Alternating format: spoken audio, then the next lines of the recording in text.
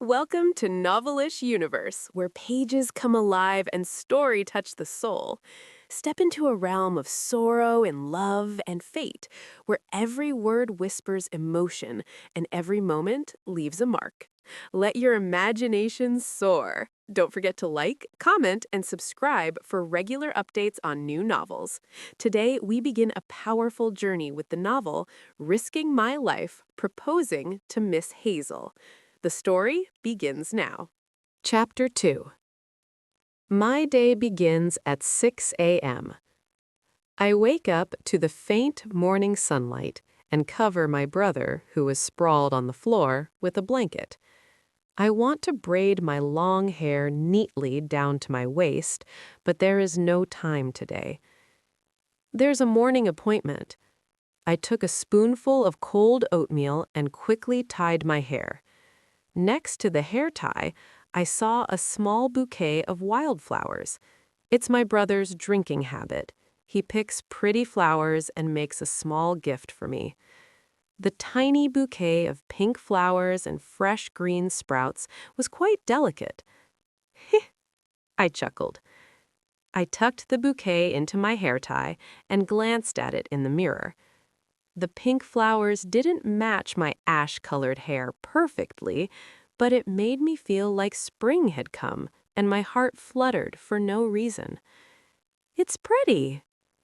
If only I had a pink dress like Sarah, it would look even better. The green dress Maribel made recently would also be nice. Unfortunately, the clothes I own are just 2 yellow dresses with faded dye, a brown vest, and a cheap lace shawl. I have to save them carefully. I checked my clothes for holes and put them on neatly. I think I can still wear them for another 6 months. 6:30 a.m. It's time to leave the house. Creak. Opening the ivy-covered cottage door, a white, fluffy cloud on the ridge welcomed me. Sunlight flowed softly through the oak forest and sparkled gold. Someone said the scenery of our village looks like a painting. After a rainy morning, it is even more beautiful than a captured painting. I paused at the door and took a deep breath of the peaceful view. Just breathing felt full. All right, let's do our best today. Following the winding path down, I saw the clustered red brick houses.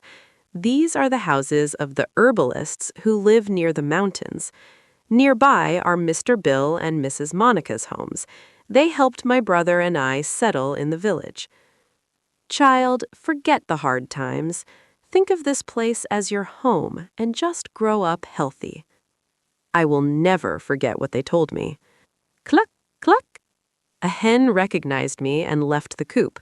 Little yellow chicks followed her in a line. Cluck, don't follow me. Go back inside. I patted the sulky hen and chicks one by one, then turned the corner into the center of the village. Just 3 steps from here. Wow, croissants today. The smell of freshly baked bread floated in the air. I checked the money in my pocket and sighed deeply. To pay taxes to the Cromwell Lord tomorrow, I would have to eat oatmeal and potatoes today. As I turned to leave, Hazel! Mrs. Maria opened the bakery door and caught me. She held a steaming croissant. Good morning, Mrs. Maria. I smiled brightly and waved at her. She returned an even brighter smile. You're always so diligent, Hazel. We have new bread today. Would you like to taste it? May I? I accepted the bread with a shy smile. This was already the 3rd time this month she had let me taste bread. I knew it was just her kindness for my sake, and I was always grateful. Holding the warm bread, my steps became light. I left the village square with its wide white stone floor and entered the alley next to Grandpa Albert's bookstore. He is 100 years old this year. The alley was dark because of a large tree. There, my brother and I have a small general store. Golden General Store. Despite its name suggesting endless gold, It is a shop where dust gathers. The sign is crooked again. I straightened the slanted wooden sign and turned the door handle, which had peeling paint. Ding dong! The fish-shaped bell inside the door rang clockwise. The store is narrow. 4 people inside is crowded, but it's much brighter than the alley. How have you been? Mugwort, was last night okay? I greeted the plants on the windowsill and bit into the warm croissant. Crisp. The bread broke apart, and the raspberry jam and custard cream spread in my mouth. I hummed unconsciously. It's so good. Mrs. Maria is a genius. At the same time, I felt guilty. The bread was obviously expensive. Did I really deserve it? But my mouth ate it quickly anyway. It had been 3 days since I last tasted something delicious. I gave the untouched bread crust to a stray cat and put on the white apron hanging on the right wall. I swept crumbs and dust with a broom and neatly arranged the items on display. Most of the items were old and might never sell. My brother has to work to bring new goods. He only works enough to keep us from starving. Even today, he is drunk as usual. The purification water is almost gone. What should I do? Purification. Life water needed to cleanse bodies and objects contaminated by black magic. It is the main product of Golden General Store. We never sell 100% pure water, only 10% or 30% dilutions. In the mountain village, barely affected by black magic, even these diluted versions are not often needed. I put the emergency stock of purification water on the shelf and checked the reservation list. Most of the names were familiar, except one reservation, 8 a.m. Baron.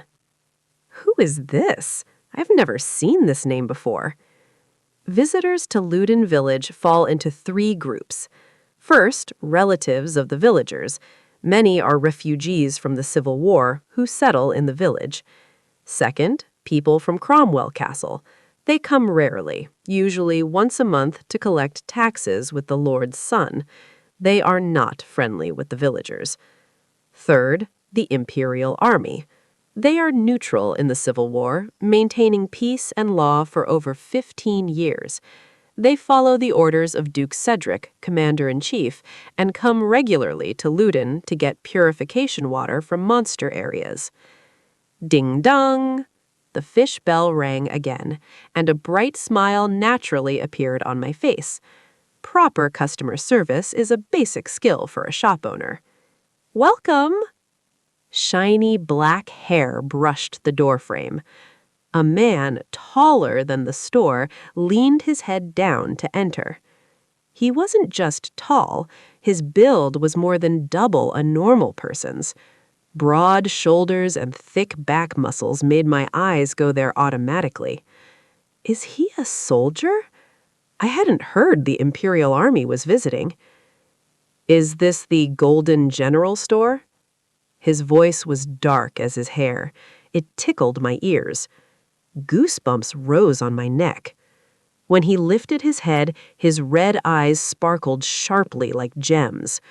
The sunlight reflected off his sculpted brow and nose. Wow, his face was unrealistically beautiful. A dangerous man in a peaceful village. That was my first impression of him. I stared at him unconsciously, and when our eyes met, I quickly looked away.